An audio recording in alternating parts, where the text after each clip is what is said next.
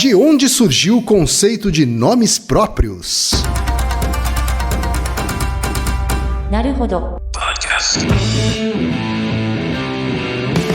Bem-vindo ao Naruhodo, o podcast para quem tem fome de aprender. Eu sou Ken Fujioka. Eu sou Altair de Souza. E hoje é dia de quê?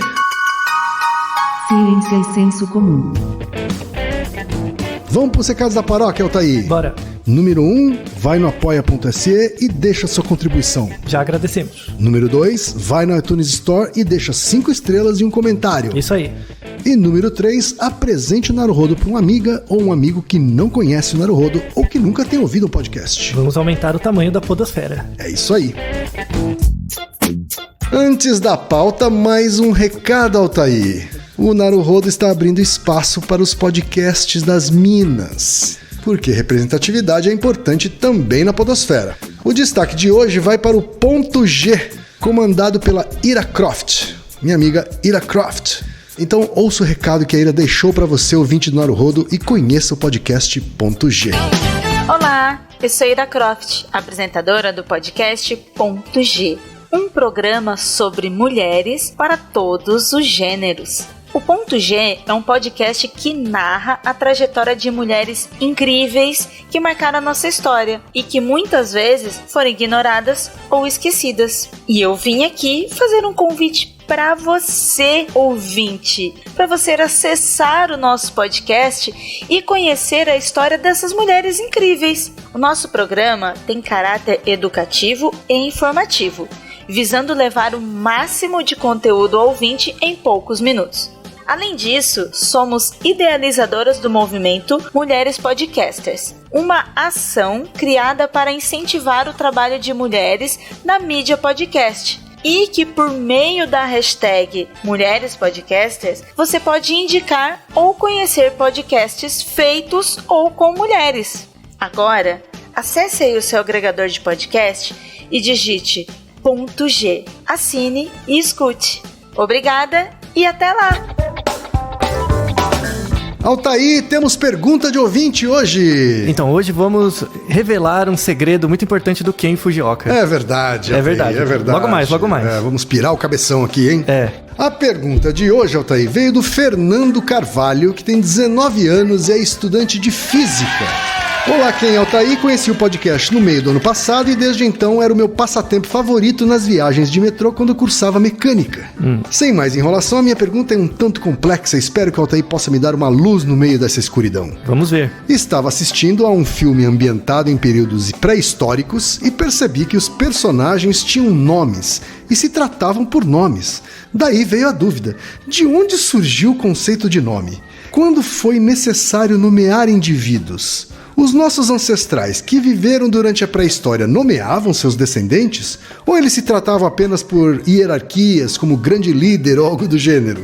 É uma pergunta que eu acredito ser complexa e espero que vocês possam me ajudar nessa dúvida. Abraço e muito sucesso. Muito obrigado. Altair, tá falando aqui que os personagens da pré-história tinham nomes nesse filme, hein? O que você acha? Você acha que na prática acontecia isso? Rapaz... Pense, sei lá, 10 mil anos atrás. As comunidades, 10... Eu acho que à medida que eles começam a se comunicar, eles encontram o problema de identificar um do outro, né? De se distinguir entre eles. Isso. Né? De fato é um problema complexo Certo. mesmo, mas a ideia desse episódio é apresentar um caminho e deixar algumas referências para você poder estudar mais, porque de fato tem muitas informações e é muito legal. Assim, a sua pergunta é muito boa, obrigado por ela. Mas vamos fazer um exercício intelectual. Imagine mais ou menos 100 mil anos atrás. Acho que é inimaginável você imaginar como era a humanidade 100 mil anos atrás, né?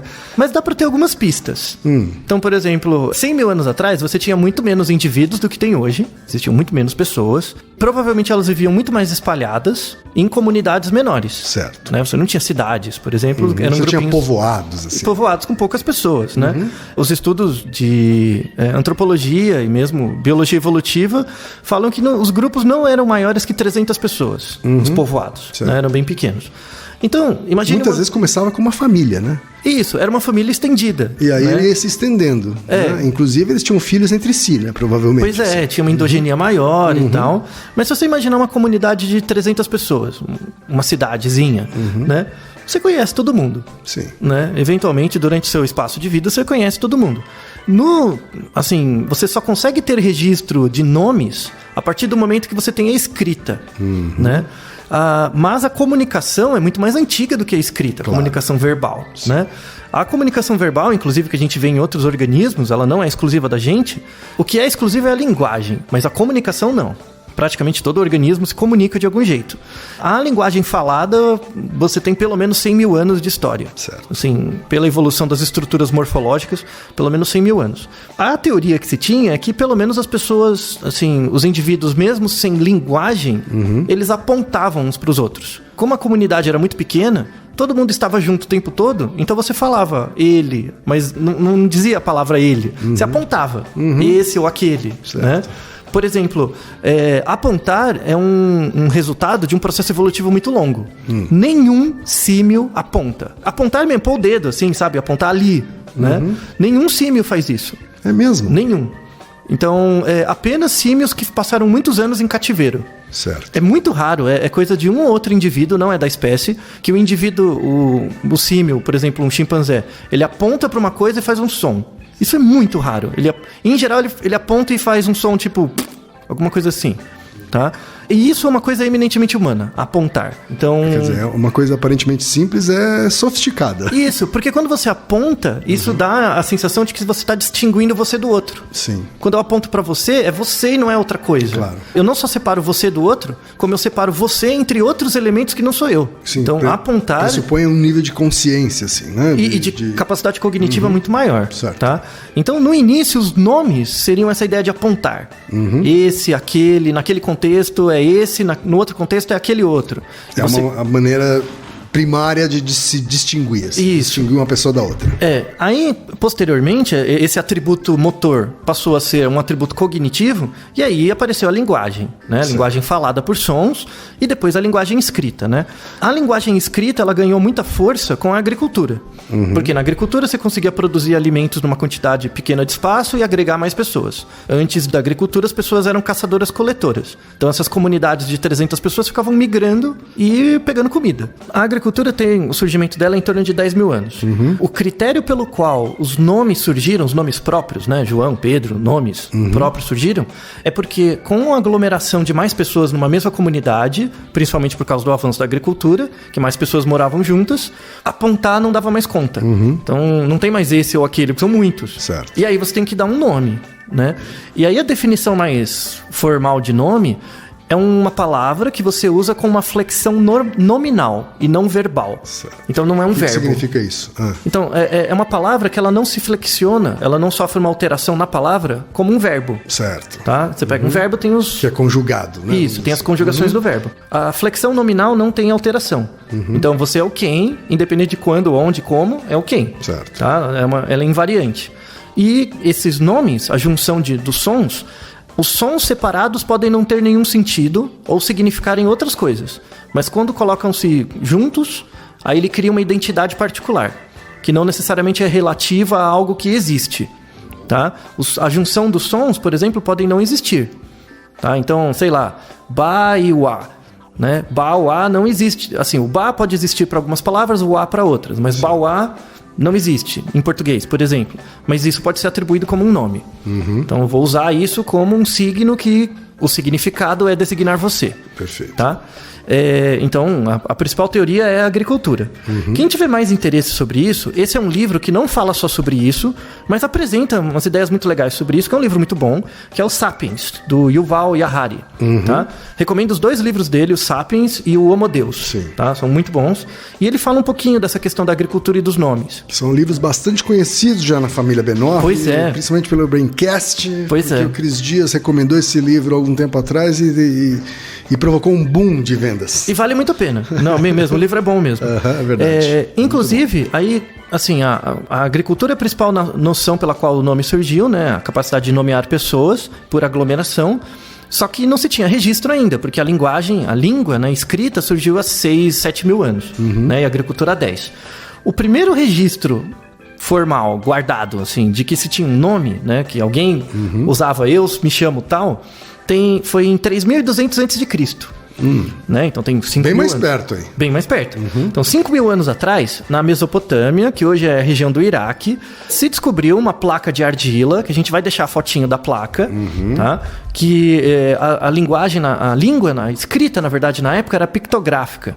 Sim. Então, símbolos representavam coisas e não necessariamente sílabas. Se bem que a língua da época já começava a ter sílabas, né? Então, era uma placa de argila e nessa placa dizia o seguinte, né? A tradução, né? Pela interpretação dos pesquisadores. Era uma placa com um relatório. O relatório dizia o seguinte: foram recebidas em 37 meses 29.087 medidas de cevada. Tipo, é um relatório de entrega. Fantástico. Né? A gente está deixando aqui a imagem que o Altair está lendo. Eu identifiquei a cevada aqui. Isso, tem um desenho que parece, né? Então, foram recebidas em 37 meses 29.087 medidas de cevada. Aí embaixo tem 2 símbolos, né? Sim. Que chama Ku-Shin. Esse Ku-Shin, ele não tinha nenhum significado na língua, né, a mesopotâmica, né? Não tinha nenhum significado.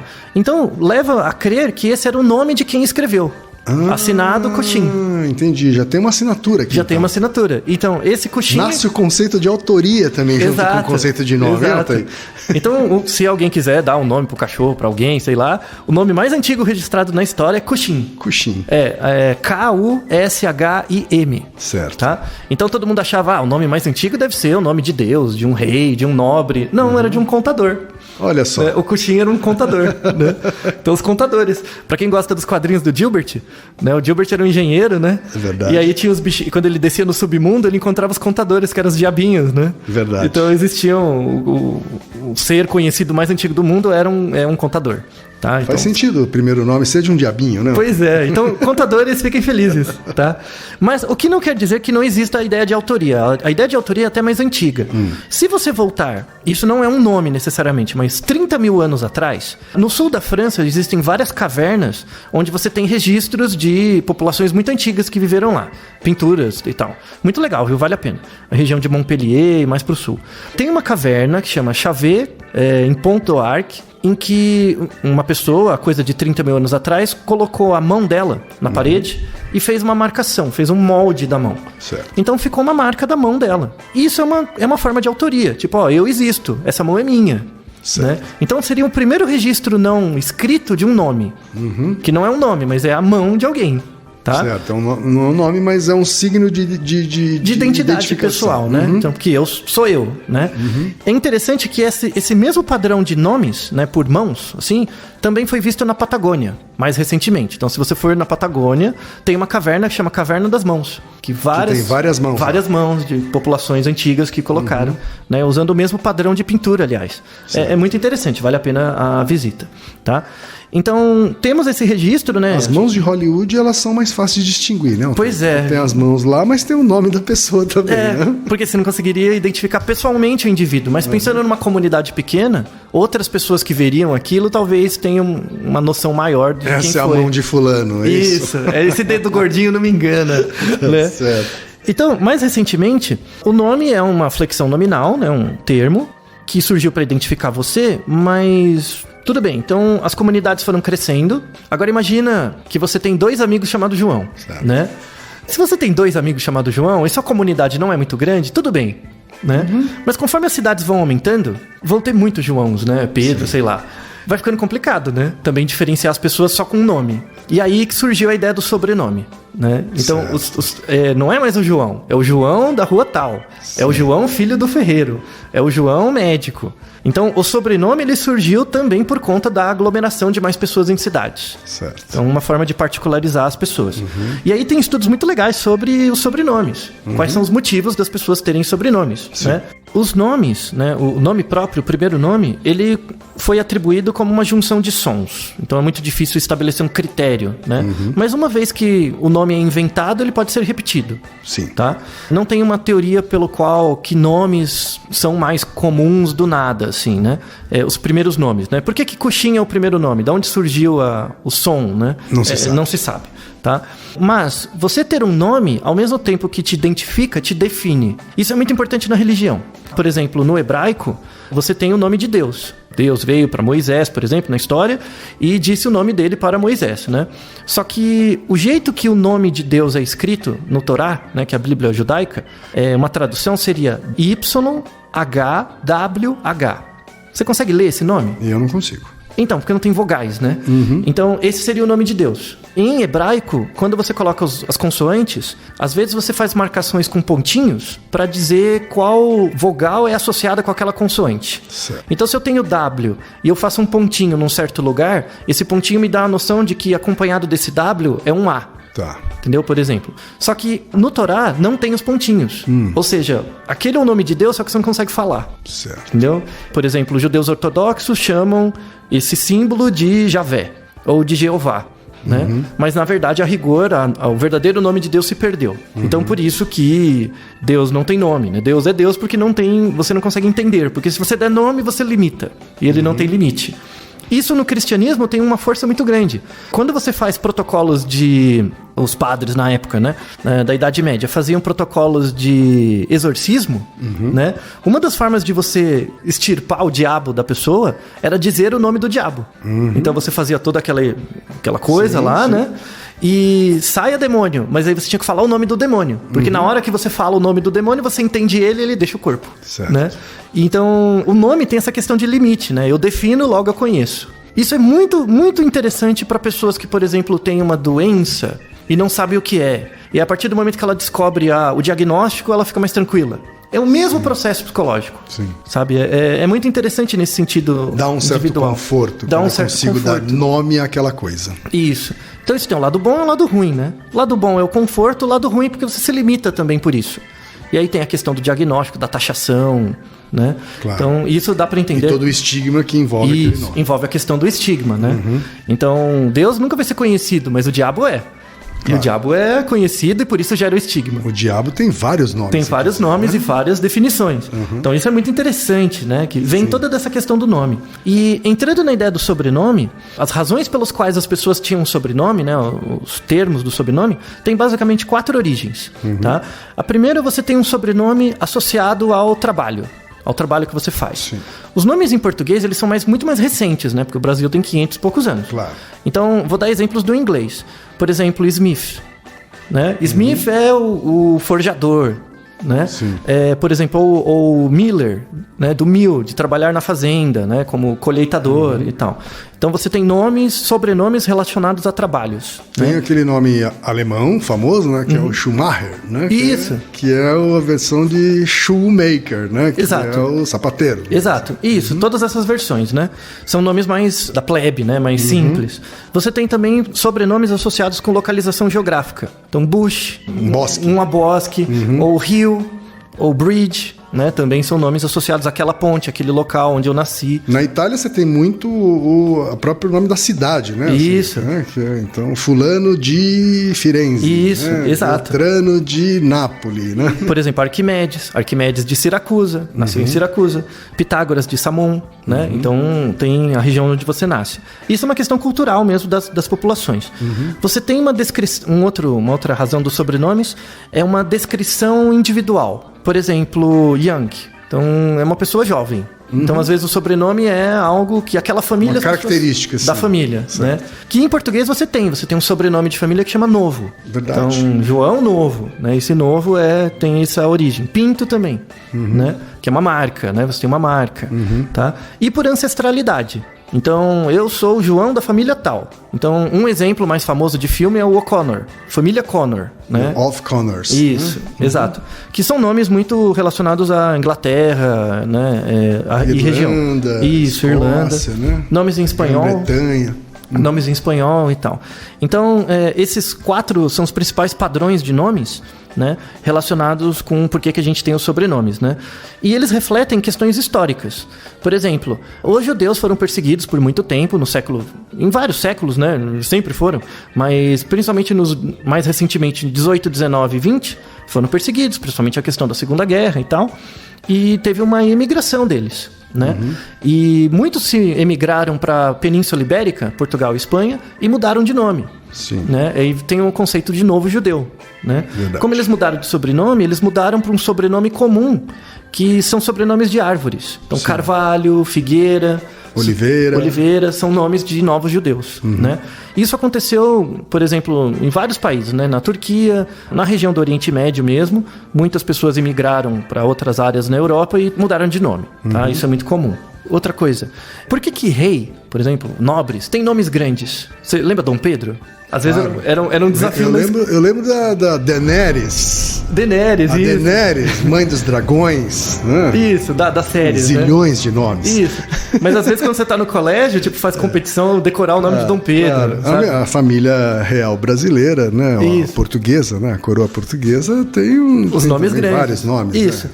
Aqui até a gente tem, por exemplo, um nobre brasileiro, que é o Pedro de Alcântara, Luiz, Felipe, Maria, Gastão, Miguel, Gabriel, Rafael, Gonzaga de Orleans e Bragança. Até gastou, né? Por que tantos nomes, Altair? No início, né, quando de fato a época absolutista, ou mesmo quando você tinha os grandes reinados e tal, isso era uma forma, como você agregava o nome de várias partes das famílias, né, da sua ancestralidade, isso te dava descontos de imposto. Como você era nobre, você pagava menos imposto.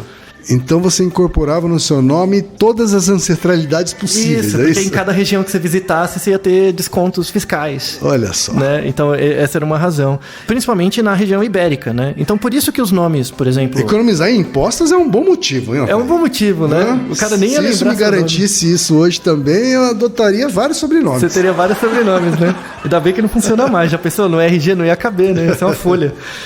Ia ser uma A4 o seu RG. Mas essa herança, principalmente na região ibérica, fez com que, por exemplo, os brasileiros tivessem nomes compridos. Porque é permitido, e até incentivado na época, que você agregasse o sobrenome do pai e da mãe. Né? Então facilmente em português, no Brasil, você encontra uma pessoa com 3, 4, 5 sobrenomes. Né? Que é o contrário do Japão, né, Altair? Exato, os nomes são curtinhos. Do Japão, que você tem um nome e um sobrenome, acabou. Isso. Tá? Não tem nome do meio. Não tem dois nomes. Não tem 2 nomes, nem 2 sobrenomes. Né? Então, o sobrenome, na verdade, é obrigatoriamente do pai e você tem um nome, acabou. Né?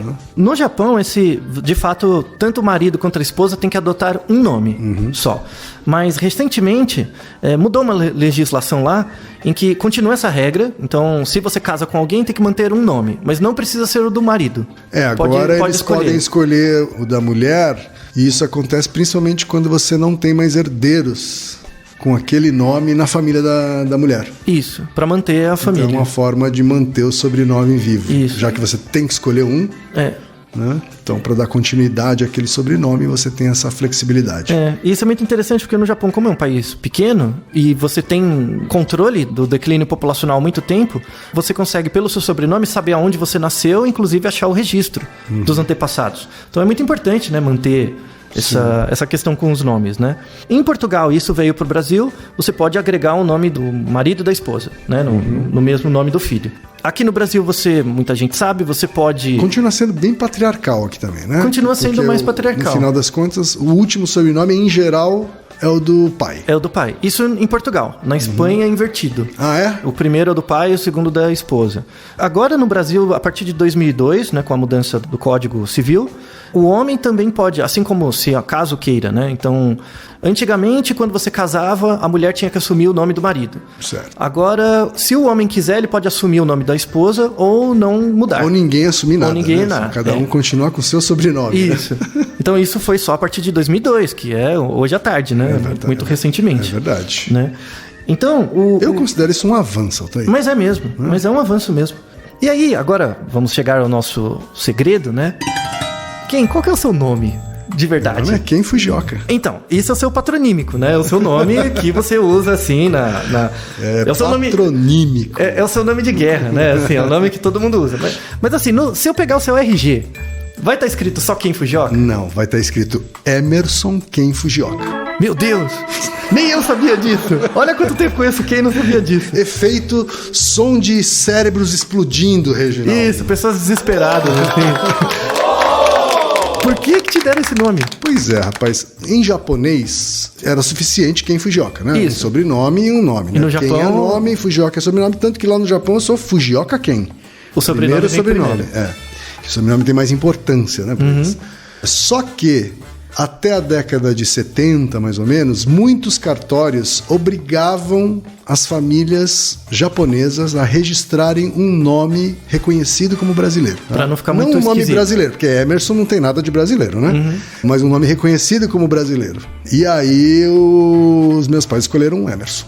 Né? E todos os seus irmãos Porque eles a mesma coisa. foram obrigados a colocar um nome brasileiro na frente de tudo. Né? E os irmãos aí também, mesma Os coisa. irmãos, a mesma coisa. Todo mundo tem um nome japonês e um nome brasileiro. E o Emerson veio porque meu pai era fã do Emerson Fittipaldi, né? Enfim, era o piloto que estava na onda naquele momento. Era o Ayrton Senna da década de 70. Ah, sim. Né? Mas no final das contas, né, eu usei Emerson só na infância, assim, né? Depois, no colegial, eu já deixei de ser Emerson. Aí ficou quem e pegou. Todo mundo me chamava de quem. E vai ficar até assim, a vida né? adulta e ficou assim. É. Mas ele continua na RG. Me disseram que dá uma trabalheira mudar, então eu deixei quieto. Não faz muita diferença, né? Na prática, assim, no dia a dia não faz muita diferença. Então, isso é interessante porque, pela semiótica, né? O nome é um signo, a palavra quem é um signo, né? Que tem um significante e um significado. Sim. Né? O significante é a imagem acústica ou escrita das coisas do seu nome. Então, quem é K-E-N, isso é uma imagem acústica ou escrita. Isso é o signo. O significado é o conceito do objeto, que é você. Né? Então, quem é você, né? Até soou engraçado, né? Mas é assim mesmo. Essa é uma piada implícita, né? Verdade. Mas tudo bem. Meu nome é cheio de piada implícita. Pois é. O meu também, vocês vão ver daqui a pouco. O problema é que Emerson é um signo, mas não tem o mesmo significado porque não é associado ao conceito você. Por isso você acha estranho. É verdade. Né? Ele acabou perdendo esse significado. Ele só manteve o signo, então ele não é seu nome, a rigor. Exato. Por definição, ele não é seu nome. Olha que discussão filosófica maluca. Então, pois é. E Altair? Então, Altair, A-L-T-A-Y, é um nome turco de origem, né? Tem um time de futebol, Altair. Tem, sim, Izmir, que na terra dos antepassados. Izmir, no sudoeste da Turquia. Bem perto das ilhas gregas, é uma região muito bonita. Tanto é que em português você tem Altair, com I-R. Verdade. Né? Que é uma corruptela do nome turco. Muita gente acha que seu nome é Altair. Não é, mas não tem R, é com Y. Porque Y, se você traduzir para o turco, é A-L-T-A-I com trema. I com trema não tem em português, então troca para Y. Certo. Tá? É Altair, né? É um nome turco e tem essa origem. E aí, eu vou contar até uma piada que é engraçado, que eu trabalhei durante alguns anos na universidade, né, na USP, e eu trabalhei lá com um amigo meu e depois de 2 anos, levou 2 anos, porque ele ficava na frente, ele recebia as pessoas e eu entrevistava as pessoas depois. E aí as pessoas chegavam, o Altair, tá? Eu falava, é ali, naquela sala. E isso foi eu trabalhei com ele uns 3 anos. Depois de 2 anos, ele chegou pra mim, seu nome não é Al? Aí ele falou, não é Al. Eu falei, não, porque todo mundo chegava, o Altair. Entendeu a piada? Agora nunca mais vai ser a mesma coisa, né? Genial! Aí ficou Altair, né? E aí virou uma piada infinita, assim, que eu acho legal. Eu não acho ruim ter um nome esquisito. Não é esquisito, né? Mas... É esquisito, sim. Não, na Turquia é um nome de velho. Eustáquio, sabe? É um nome de velho, né? Entendi. Mas aqui no Brasil, inclusive, é nome de mulher. Então tem várias mulheres que chamam Altair, por exemplo. É verdade, Altair é um nome que serve para os 2 gêneros. Para os 2 gêneros. Lá na Turquia também, né? Ele é mais para homem, mas também vale para mulher. É tipo Alex, nos Estados Unidos, que vale para homem e mulher, né? Então, para encerrar, 2 coisas. Qual nome de homem e de mulher você acha mais comum no Brasil hoje? Por exemplo, em 2017, nasceram várias criancinhas. Qual foi o nome mais popular para meninos e meninas? Eu não faço a menor ideia. Você não tem nenhuma ideia? Menor ideia. Então, com base nos dados de 2017, o nome dos meninos mais comum é Miguel. Miguel? Miguel. Eu ia chutar João, mas é Miguel. É Miguel. E das meninas é Alice. Alice. Porém, apesar desses nomes serem os mais escolhidos, eles são representados por só 2% das escolhas.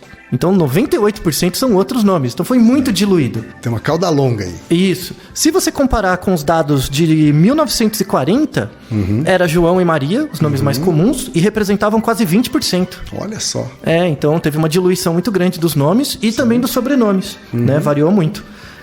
Que faz sentido se a população, se a sociedade busca identificação, né? Isso. Distinção entre uma pessoa e outra. Faz sentido diluir mais. Então, tá aumentando a agregação, né? Você tem que diferenciar cada vez mais.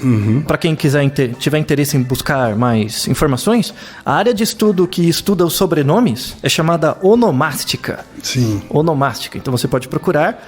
E a última coisa para encerrar hoje, você acha que só humanos dão nomes? Só pessoas, animais humanos? Eu acho que é muita pretensão achar que só a gente dá nome, hein, Altair? Então, como a gente não entende a linguagem dos outros bichos, fica difícil saber se eles dão nomes para identificar os indivíduos. Mas até 2015... Em 2015, tem um artigo, vamos deixar como referência, sensacional, mostrando que golfinhos têm nomes. Ah, os golfinhos. Entre eles. Então, descobriu-se que em colônias de golfinhos, eles emitiam sons relacionados a particulares indivíduos. Como se ele estivesse chamando o indivíduo. Então, tem nome. Chamando um determinado golfinho. Golfinhos têm nomes. Então, não é uma coisa única nossa. Se os golfinhos têm nomes, então a chance de outros mamíferos, pelo menos, também terem nomes também é grande, Já né? tá chegando. A gente só não conseguiu identificar. Não tem estudo para identificar, mas a chance é grande. Então, em símio, se você dá um nome, ele associa como sendo dele e discrimina de outros. Sim. Com treino. Mas ainda não se tem evidências de que na natureza eles façam isso. Mas é bem que provável. gato e cachorro é mais o som, né? É menos o nome e mais o som. Isso, ele não tem o conceito, né? Ele associa com o som. Tanto é que se você chamar ele por um nome bem parecido... Ele vai atender do mesmo jeito. Atende igual, né? Por isso que eu tenho duas gatas com nomes bem diferentes. Pra uma não confundir com a outra. Elas são vogais diferentes, assim. Então, espero que vocês tenham aproveitado. Tem muita informação, a gente vai deixar umas referências, se você tiver interesse. E tente, uma coisa que eu recomendo, tente descobrir a origem dos seus nomes e não só principalmente dos seus sobrenomes. Você ir atrás da sua origem, dos seus ancestrais, é muito interessante para você entender por que você é você mesmo. Naruhodo, ilustríssimo ouvinte! Naruhodo. Você sabia que pode ajudar a manter o Naruhodo no ar? Ao contribuir, você pode ter acesso ao grupo fechado no Facebook e receber conteúdos exclusivos. Acesse apoia.se/NaruhodoPodcast.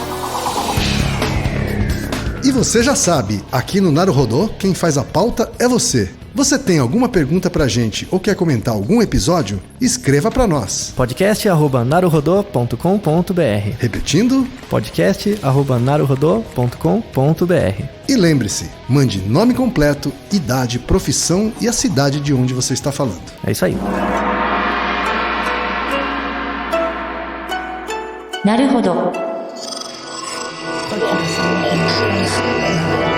Esse podcast é apresentado por b9.com.br.